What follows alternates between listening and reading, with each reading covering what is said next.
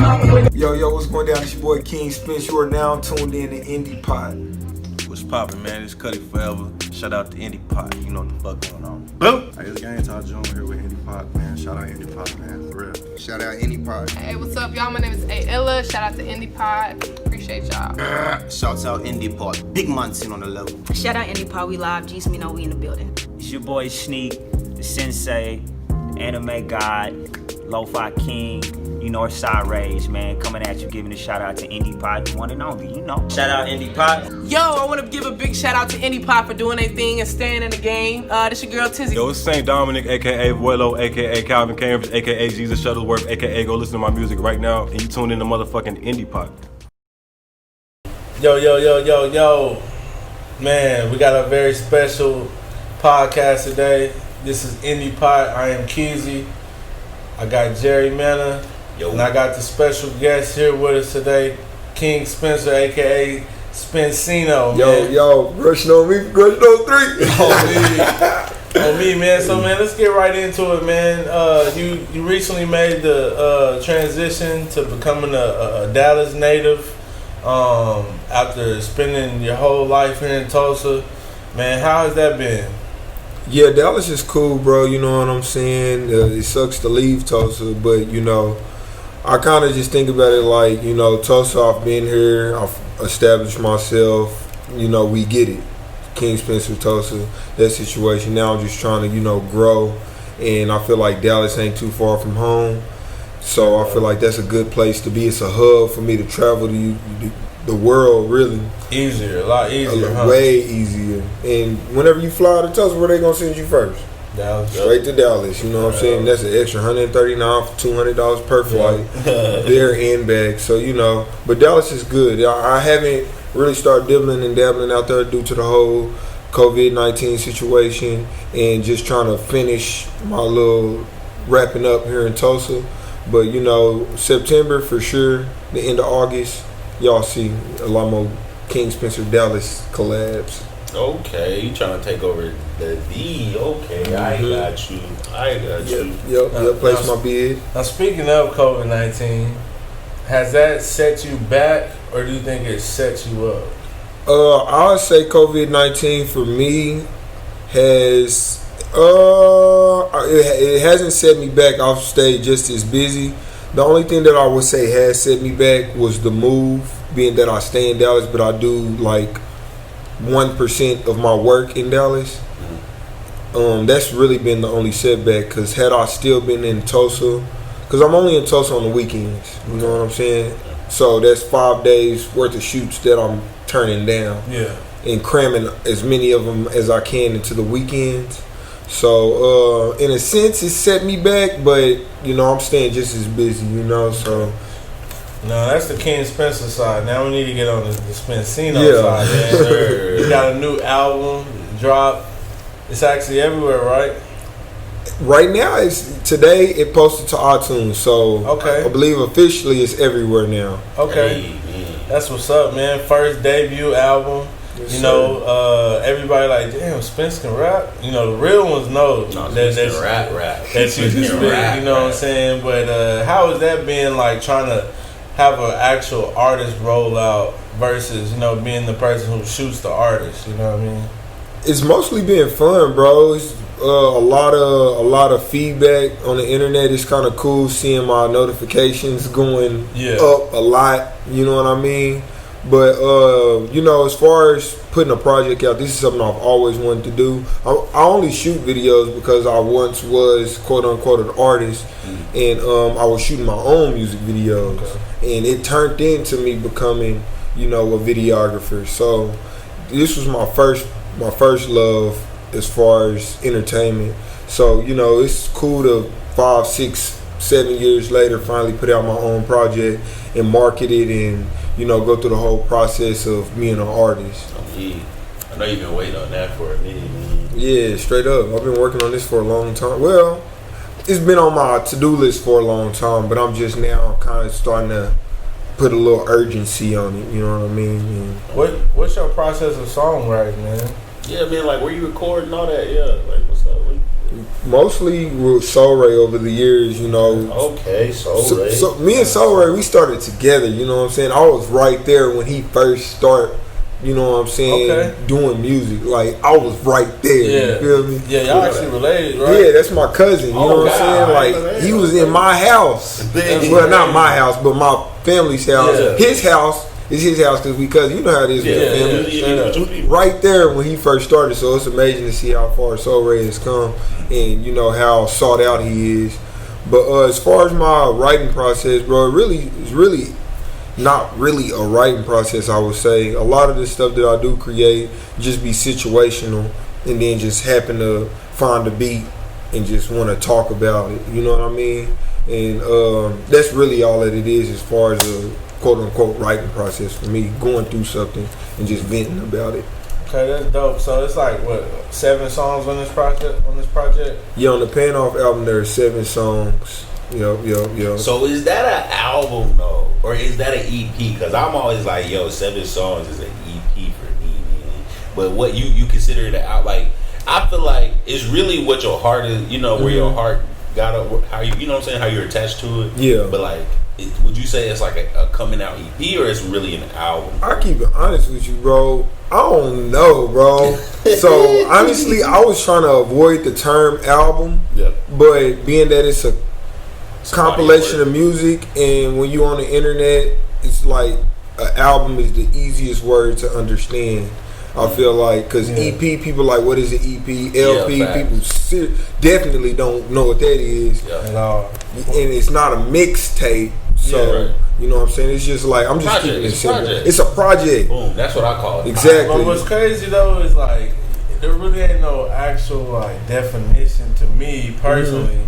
Because people drop 2 songs and say, I just dropped a new EP. Facts. How is 2 songs an EP though? That's an LP, man. 2 songs is an LP.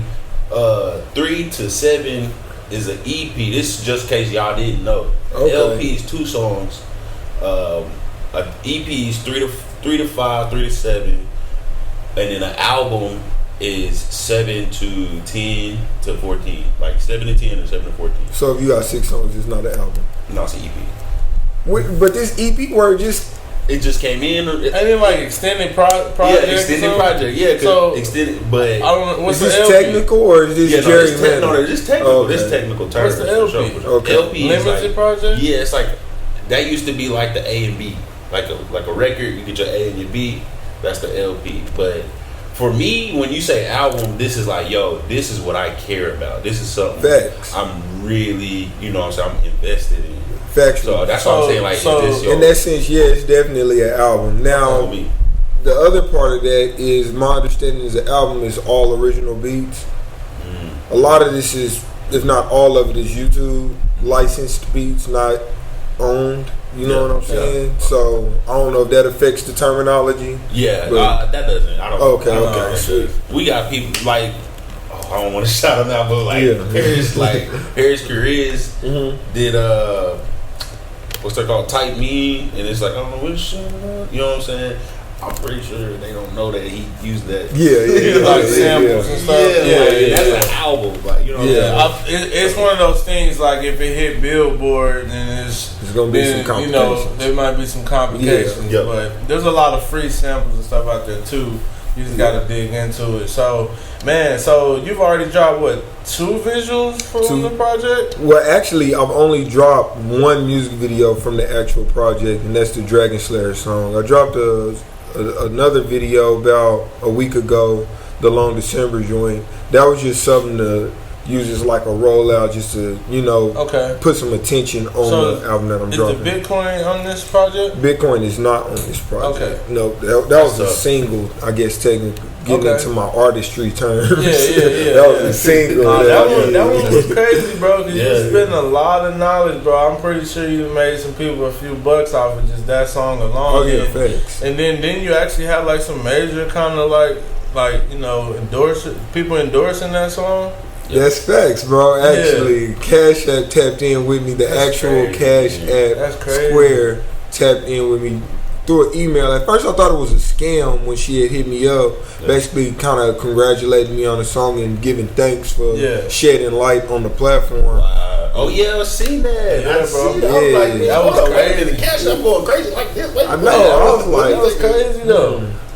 Checked out her name and LinkedIn. Looked at her LinkedIn and everything seemed legit. So I responded, and basically when she asked for my cash app, I was like, I mean, worst she could do is steal all my money, and it's not very much on my cash app. Yeah. So screw it. And I gave her my cash app, and next thing I knew, it was $500 worth of Bitcoin.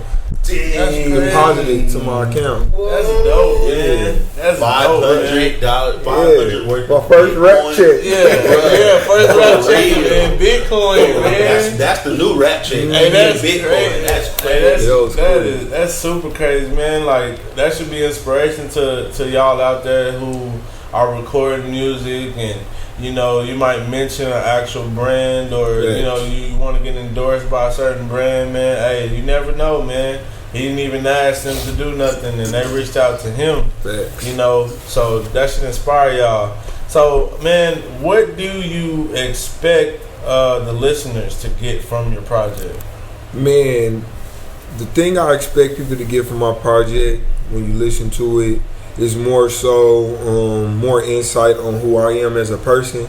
I would sit here and cap like I just want you to be motivated and get up and grow out and do something. Yeah, that's true, but more than anything, I just want people to get a deeper understanding of me, because it's not very often you get to just sit there and converse with a multitude of people, but through somebody's music you can kind of find out a lot about their ideologies and what they believe in and who they are. So when people look at my stuff and they see who I am and what I believe in, I want that to be what you take from my music. Okay. You know what I'm saying? And that's more so. That's facts, man. I love it. And so I like how you you got multiple social media pages and stuff like that. Mm-hmm. I know you got the King Spencer joint, and then you got the Progression, Spencer Vibe. Yeah, Spencer Vibe. I like how you didn't keep King Spencer as your rap name, and you got it as Spencino.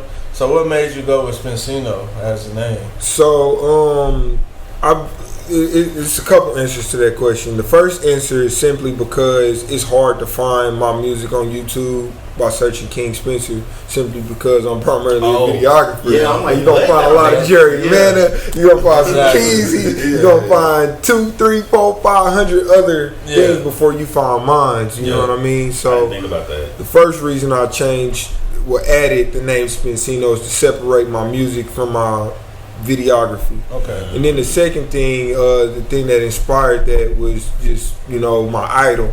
You know what I'm saying? And I mean that in the humblest of ways. Nipsey Hussle. He got a song called Rose Click where he said they call me Young Nipsey Rose we go. And every time I write that song I always change to they call me Young Spencino. So you know what I'm saying? I just was like, I'm gonna go with Spencino. Man, for real, man, it wouldn't be right if we didn't do this, man. Just a couple seconds, man. Give a moment of silence to the great Nips Hussle, man. We lost him last year and it was definitely tragic. So just gonna give him a couple seconds, a moment of silence.